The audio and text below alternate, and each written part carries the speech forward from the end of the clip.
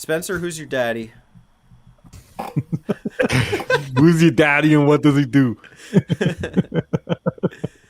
Spencer will be My presenting on the daddy, Terminator today. my daddy is Hideo Kojima. My daddy is Hideo My Kojima. daddy is... My dad works at Nintendo. My dad's cooler than you. My Your dad will beat dad. you up.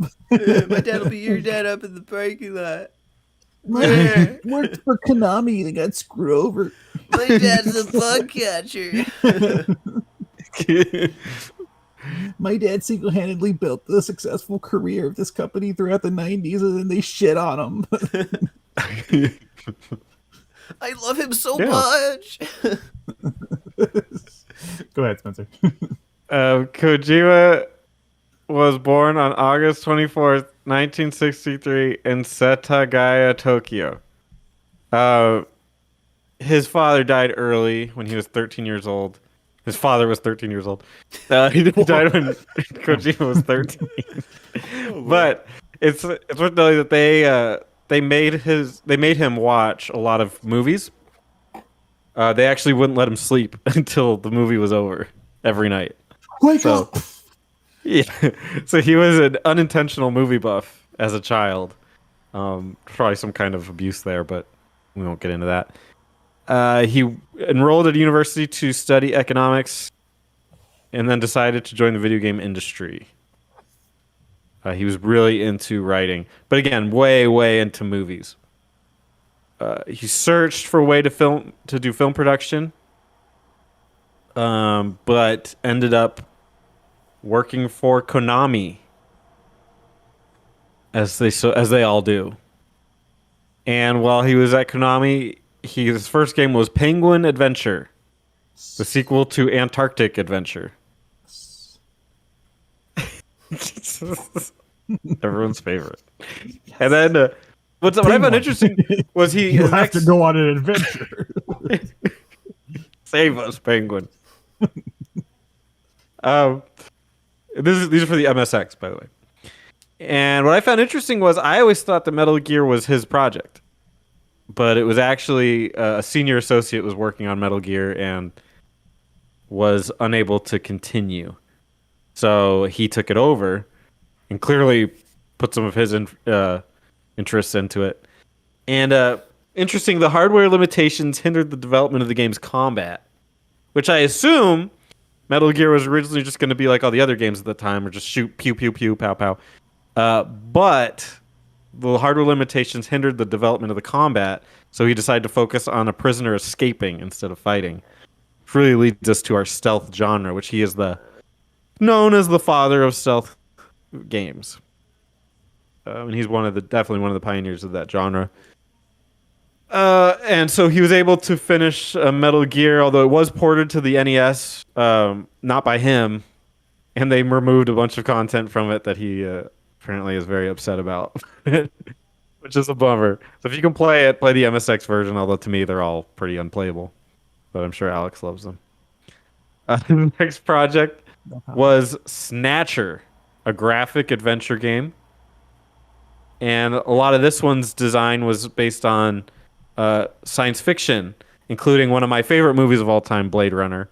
Even though I've never played Snatcher, I'm sure I would at least enjoy those references. There's cyberpunk and semi-open world design, which I'm curious how that all worked out way back then. But maybe it's an interesting one, and I'll eventually take a look at.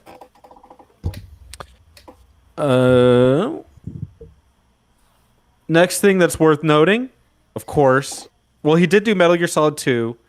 Metal Gear 2 Solid Snake, when Konami tried to make their own version called Snake's Revenge. Ew. Which is bizarre. That's very interesting that they would choose to do that. Yeah, Snake's Revenge on NES is not good.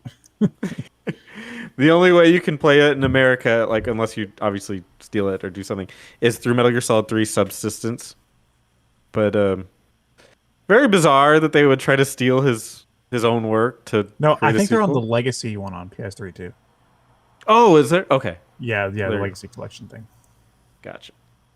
And then he made a game called Police Knots, which is an adventure game. But what everyone knows him for, the most important one, of course, as Zone of the Enders. Everybody knows him as the Zone of the Enders guy. Yeah. Based Max. on the anime. Gotta But Max. before Zone of the Enders, he made this little game called Metal Gear Solid on the PlayStation, which was originally supposed to be on the 3DO, which I didn't know. But that obviously, didn't you, Konami? It's a pan Obviously of did- Sonic. yeah. So they made it for PlayStation, which Metal Gear Solid, obviously it's called Solid because it is in 3D. And it's like defined stealth games going forward. It introduced so many concepts. A lot of the concepts were actually in Metal Gear 2 Solid Snake that they had, including the cones of vision, stuff like that. But Metal Gear Solid, I think, is what he really wanted to build the whole time. It had all of his, like, he's able to do a lot of the more cinematic style that he always references and loves, mixed with stealth action. And I think it really is just the culmination of everything he wanted to make.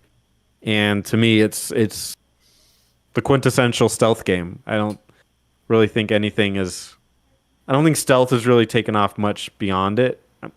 You could argue, like, there's games that do it, and Metal Gear Solid does it better later. But really, Metal Gear Solid is like that huge. Like, if there's a stealth graph, it goes Metal Gear Solid, and then it's just, it can go up from there, but never to that height. Made Metal Gear Solid 2, which is Alex's favorite, and made Metal Gear. There's a demo of it included in Zone of the Enders. Just so you know. That's right. And then made Metal Gear Solid. And the funny thing about the demo of that Metal Gear Solid, the Metal Gear Solid 2 demo, is you play as Solid Snake the whole time, which is genius. Oh yeah, Because it lies to you. Straight up lies to you. Because in the game you'd play as him for all of like 20 minutes or something. Yeah, Or however long it takes to boat. get through the Yeah, intro. he's like on the boat for like 20 minutes, and it's like, okay, well, And then you completely change your character to a different one, which we won't get into. But or Great- if you great play Substance, you can play the skateboarding mode. So we're all on the same page. there you go. But then he made my favorite game of the series, and one of my favorite games ever, Metal Gear Solid 3 Snake Eater, which is actually a prequel. It takes place in 1964 and has amazing music and takes a lot more influences from James Bond. Can you sing So some you of the song? I can't. What a thrill. Through In silence. the night. What a thrill. I forget some of the lyrics, but all the main chords like I give my life, Not for honor, but for you. Make it up. My job. It's so fucking good. I know this one. What the world needs now is love. No, Oh, was that close? not even a little. You need to hear the Snake Eater theme. It's good. We'll get It's there. it's mind-blowingly good. Okay. And there's also a line in that where he says, "Some days you do, and some days you feed on a tree frog." Yeah, It's like the most random because you do eat them in the game, but it's so bizarre. It's so weird, but what a phenomenal game to me. That is the pinnacle. You talking about his parents? I know they were big in the Bond, and so is he. He loves Bond, so that's like a total homage. We got a Oh, yeah. dadception going on. Absolutely. It's but anyway, that's my favorite of the series. He also did Boktai 1 and 2, which are games that you basically can't emulate because you have to use the sun. Right? Yeah. But freaking awesome. They're fun games, but I mean we can't really even play them anymore. I bet you even if you found one, the freaking battery or whatever would be out. I don't really know the logistics behind it, but great concept. He did some other. He worked on Super Smash Bros. Melee. I mean Brawl, I should say. He tried to get into Melee, but didn't work out. But he got into Brawl. and he worked on the the level, the Shadow Moses level. He co-directed Metal Gear Solid 4. I have my thoughts on it. I think you do too. But it's still a good game, but it's bizarre. Boy. And then he worked on a couple other. He did Metal Gear Rising, or Rising Revengeance, and Peace Walker. Apparently, he was at this point he was trying to get out of doing all this stuff, but none of the teams were doing anything right, so he just stepped in and took over again. And then finally, he did a couple other things. I don't want to get into any of that, but finally, we get to he did Metal Gear Solid 5 or V, really what it's called. And I am not personally a fan of it, but the gameplay is really, really solid. But there's the way that the game is just bizarre.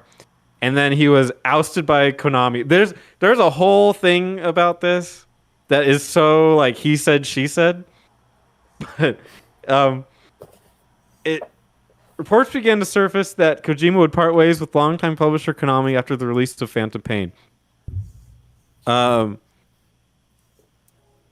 the Game Awards 2015, Metal Gear Solid V won the awards for Best Action Game and Best Score Soundtrack, but Kojima did not attend the event, being reportedly barred from attending by Konami.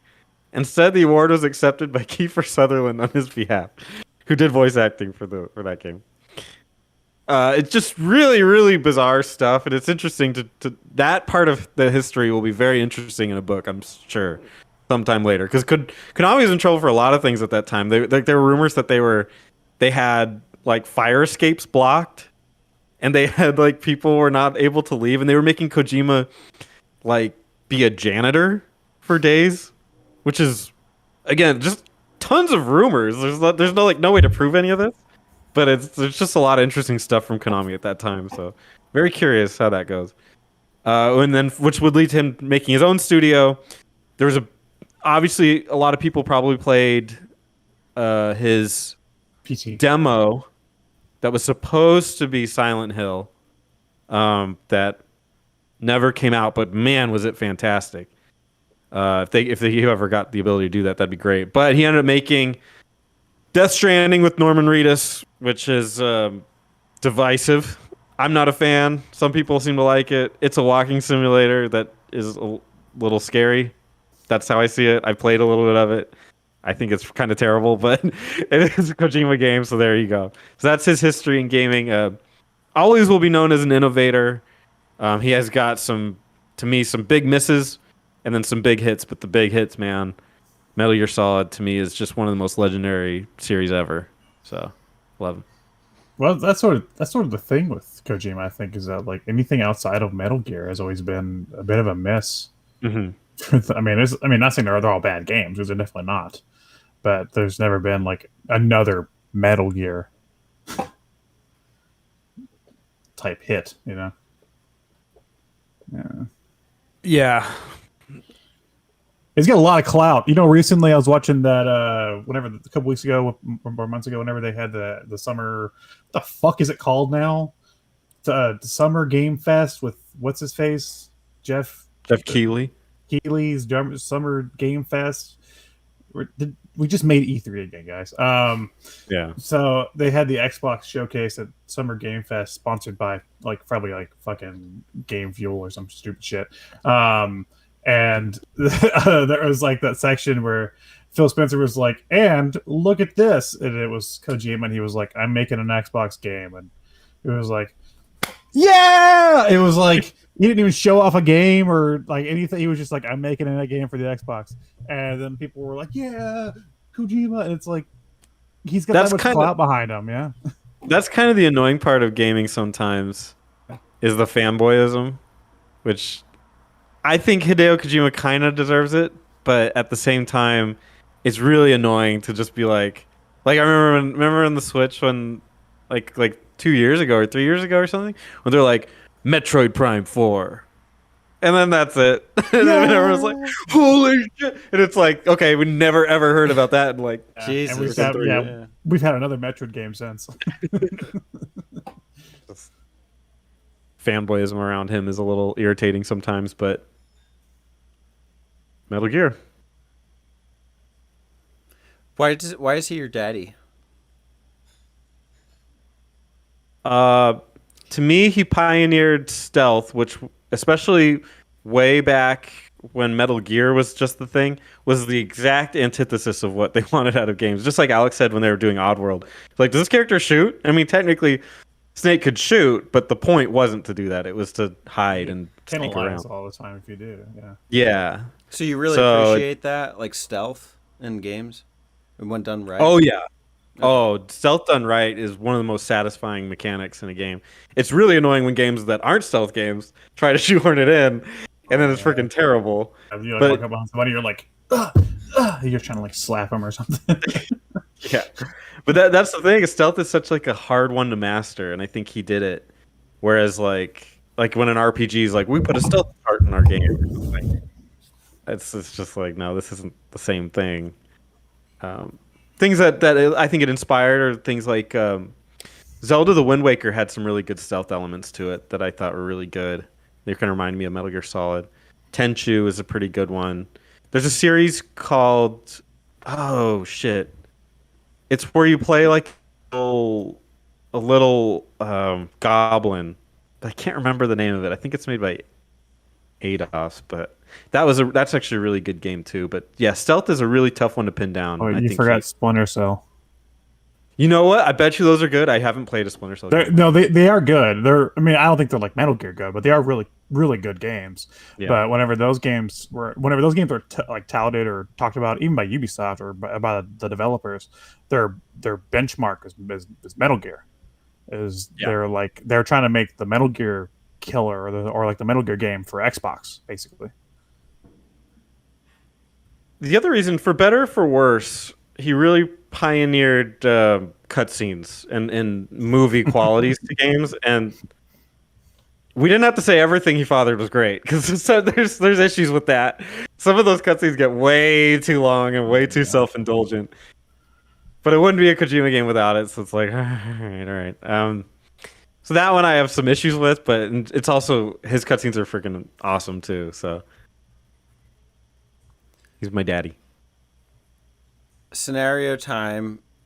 Uh-oh. You are walking to pick a public location, Alex. Firehouse Subs. Do you know this, Oh. Spencer? Yeah, we got him here. So you go into Firehouse Subs. It's closing shift.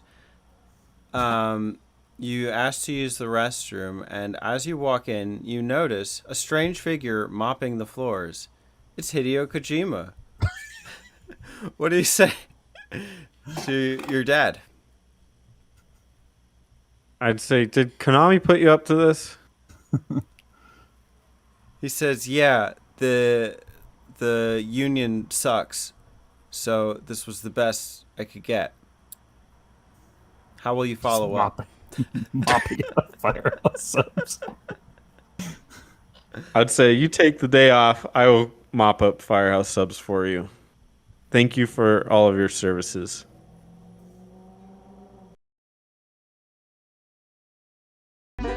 Hey y'all, don't forget to subscribe to them button mappers.